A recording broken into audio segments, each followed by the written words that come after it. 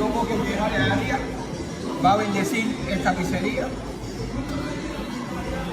por la crema. Tienes que ver